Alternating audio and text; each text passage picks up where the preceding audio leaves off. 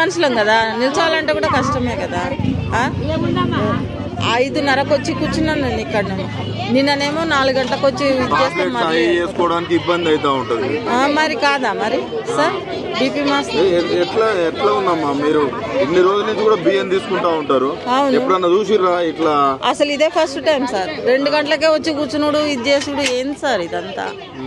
ప్రతి నెల ఇస్తేనే బాగుంటుంది. రాత్రి 2 గంటలకు వచ్చి కూర్చుంటున్నారా? మరి కాదమ్మా, ఎట్లా మీకు? లేదు ఇప్పటిదాకా ఏమీ లేదు, తిండి లేదు, తిప్పలేదు. నీళ్ళు తాగాలి, కూర్చోవాలి. మీరు పేషెంట్ కదా? అవును కదా. మరి బియ్యం కోసం మరి కూర్చోవాల్సి వస్తుంది కదా సార్. ఎవ్రీ మంత్ ఇచ్చేస్తే అయిపోతుంది కదా. ఈ 3 నెలలకు ఒకసారి ఏం సార్ కొత్తగా? ఇదే ఫస్ట్ టైం సార్ 2 గంటలకు వచ్చి కూర్చోవటం. ఏం చెప్తారు ఈ ప్రభుత్వాలకు? ఏం చెప్తారు ఈ ప్రభుత్వాలకి? ఏంది ఎవ్రీ మంత్ ఇచ్చేస్తేనే హాయ్. వర్షాకాలంలో బియ్యం తీసుకోవట్లేదా సార్ మనం? వర్షాకాలం కూడా తీసుకుంటున్నాము. ఇప్పుడు ఈ 3 నెలల వర్షం వస్తే లేనప్పుడు వస్తాం మేము, వర్షం లేనప్పుడు బియ్యానికి వస్తాం.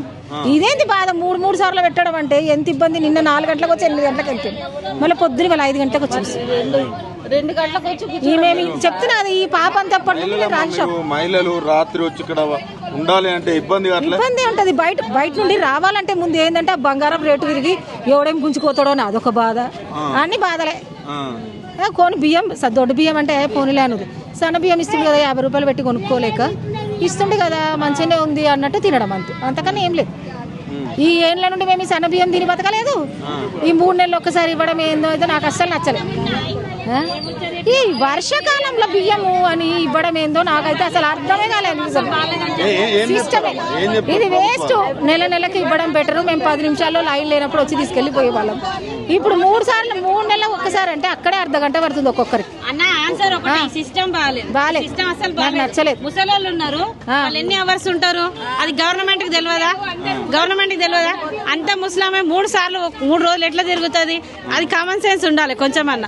ఈ సిస్టమ్ ఒక్కటే బాగాలేదు. ఎన్ని ఆన్సర్ చెప్పాల్సిన అవసరం లేదు, ఒకటే ఉంది. ఎంతో ప్రాబ్లమ్స్, అన్ని రకాల ప్రాబ్లమ్స్ ఉన్న వాళ్ళు ఉంటారు. వాళ్ళు ఖచ్చితంగా ఇక్కడ నించోవాలి, కూర్చోవాలి, లేకపోతే రావు.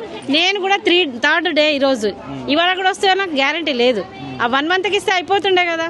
ఇంత ముసలామెకు కాలు తిమ్మిరి రావా? 1 గంట కూర్చుంటే అది గవర్నమెంట్ తెలవాలి. అందరు ఉన్నారు, అనవసరంగా అబద్ధాలు చెప్పుకుంటూ కూడా వస్తారు.